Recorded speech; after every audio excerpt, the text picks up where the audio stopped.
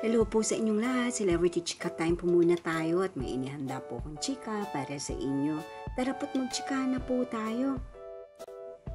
Asia's multimedia star na si Alden Richards, super thankful sa na-receive na Best Filipino Actor Awards mula naman po sa Japan.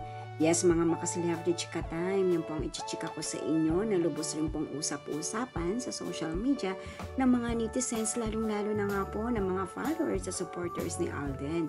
And of course, bago po tayo dumako riyan, nais ko po munang batiin mga team bahay, team abroad at mga seniors natin dyan. Shout out po sa inyong lahat at happy Monday po.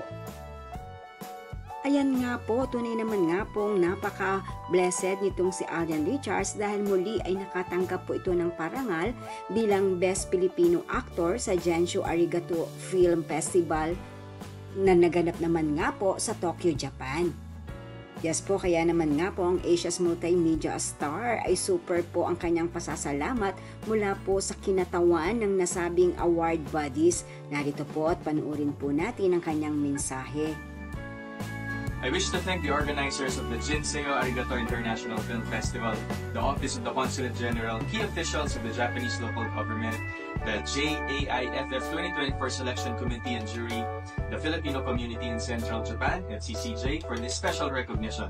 This is such a momentous occasion since this film festival celebrates both Filipino and Japanese culture, and to be awarded with such high esteem among my peers and the international community is a gift that I will cherish.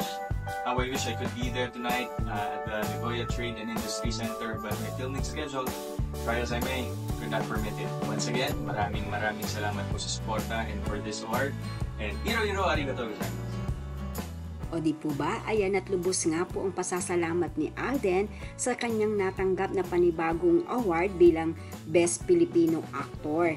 Talaga naman nga pong hindi matatawaran at husay at galing ni Alden kahit sabihin pa na nasa ibang bansa ay talaga na nga pong kinikilala po siya.